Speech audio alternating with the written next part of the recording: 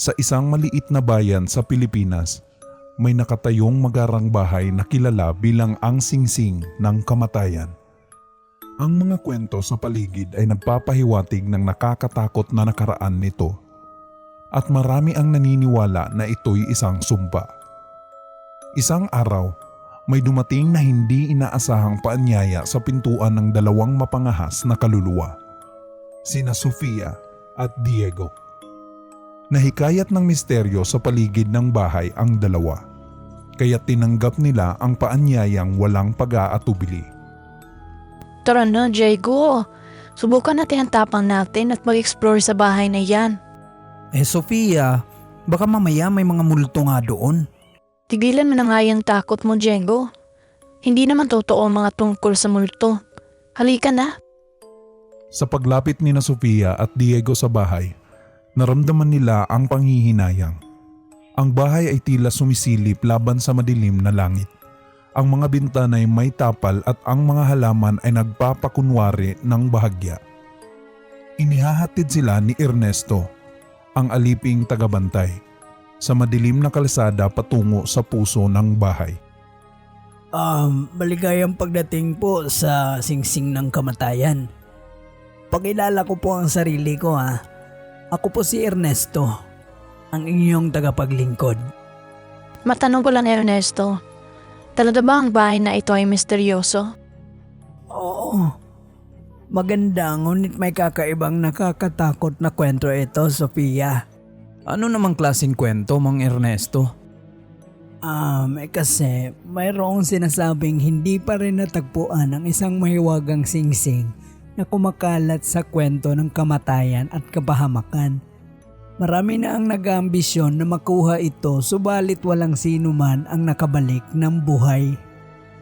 Nang gabi na, nasa ilalim ng madilim na liwanag ng kandila, natagpuan ni na Sofia at Diego ang kanilang sarili sa gitna ng isang kakaibang grupo ng mga bisita sa isang marangyang hapunan na inihanda ni Mr. Delgado, ang misteryosong may-ari ng bahay. Nagbulungan ang mga bisita tungkol sa mga nakapangingilabot na pangyayari sa loob ng bahay. Ngunit tinatawanan lamang ito ni Mr. Delgado. Habang tumatagal ang gabi, hindi mapigilang lumitaw sa isipan ni na Sofia at Diego ang kahibangan sa likod ng mga anino. Mga kaibigan, wala dapat kayong ikatakot sa aking bahay ha. Ang mga kwento tungkol sa multo ay pawang kathang isip lamang. Pero, Ginoong Delgado, may mga kwento po na nakakatakot tungkol sa singsing ng kamatayan. Totoo po ba ito? Ang singsing ng kamatayan ay isa lamang sa mga alamat na bumabalot sa bahay na ito. Ngunit sino ang makapagsasabi kung totoo ito o isa lamang sa mga mithiin ng mga tao? Sa unang gabi ng kanilang pagtira sa singsing ng kamatayan, nadama ni na Sofia at Diego ang bigat ng kaharian ng dilim na bumabalot sa mga kwarto at pasilyo. Habang sila'y nag-aabang ng kanilang pagtulog, biglang may narinig silang malakas na katok mula sa pintuan ng kanilang silid. Sofia, narinig mo ba yun?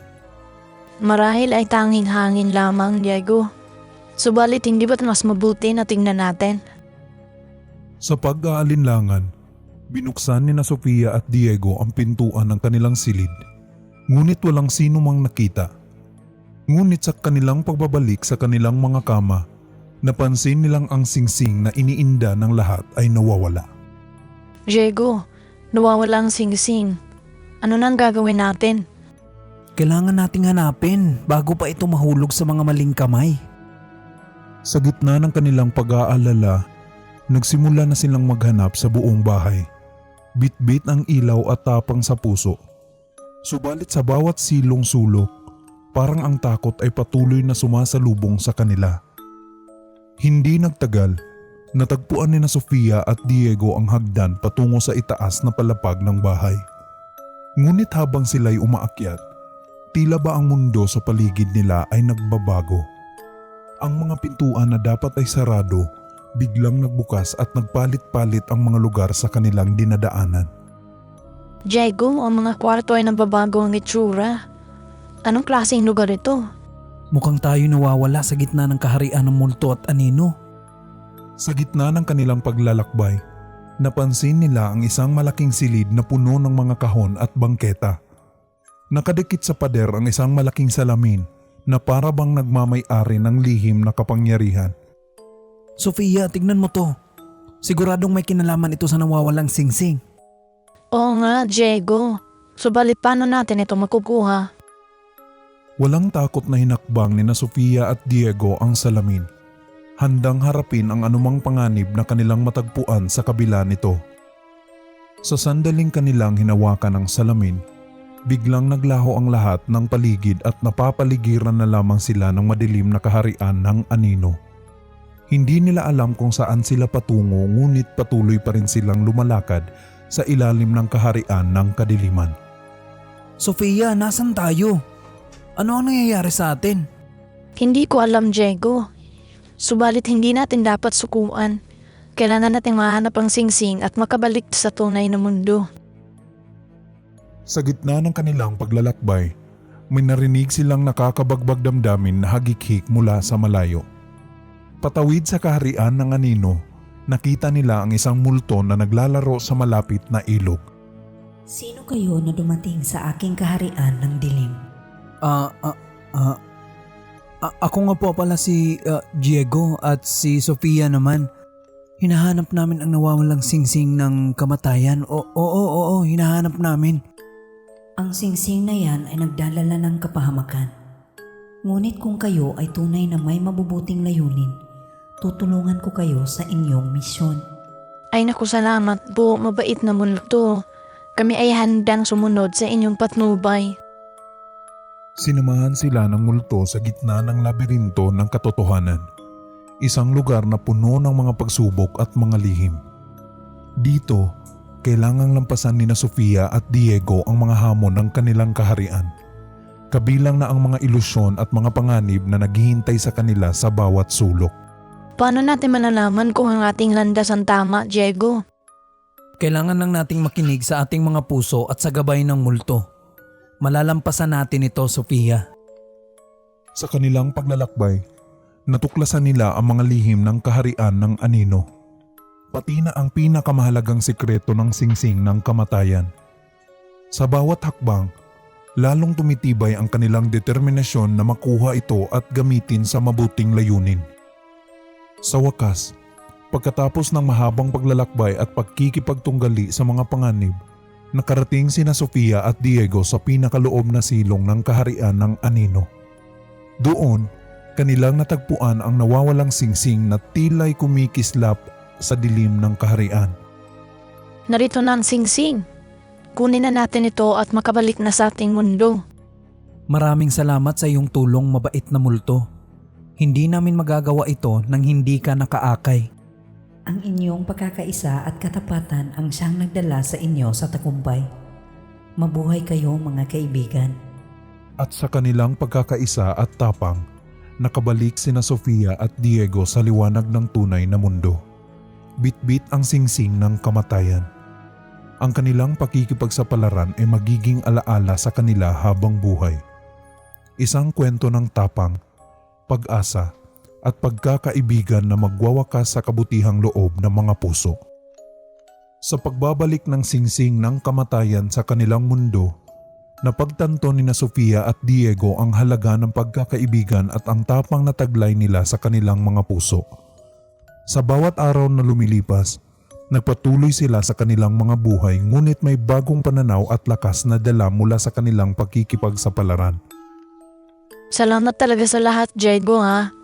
Hindi ko malilimutan ang ating mga pinagsamahan sa singsing ng kamatayan. Wala yon, Sofia. Isa kang tunay na kaibigan at kasama sa pakikipagtunggali. Kapag nasa tabi mo ko, alam kong walang hindi natin kaya. Sa kabila ng mga pagsubok na kanilang pinagdaanan, patuloy na humarap sina Sofia at Diego sa bawat hamon ng buhay na may tapang at positibong pananaw. Ang kanilang pagkakaibigan ay patuloy na naglalagay ng liwanag sa mga dilim na sandali. At ang singsing ng kamatayan ay mananatiling isang mahalagang bahagi ng kanilang mga alaala. Sa pagbabalik nila sa kanilang bayan, hindi maiiwasan na magkaroon ng pagbabago sa paligid. Ang kanilang kwento ng pagtanggap sa pagbabago at tapang ay naging inspirasyon sa iba. Marami ang napukaw ng kanilang mga kwento at nagsimulang magbago ang pananaw sa buhay.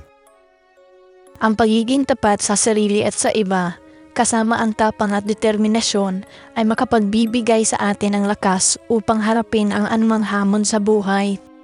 Tama ka, Sofia. Hindi tayo dapat matakot sa mga pagbabago.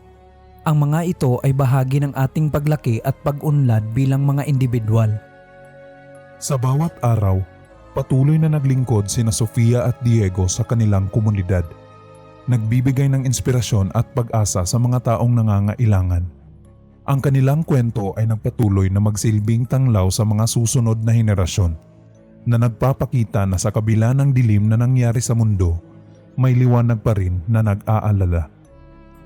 Sa kanilang mga pakikisalamuha sa iba't ibang mga tao, nagsimula rin silang makilala ng mga bagong kaibigan at kasosyo sa buhay. Ang kanilang mga kwento at karanasan sa singsing ng kamatayan ay nagdulot ng pagkakaibigan at samahan sa mga taong kanilang nakilala.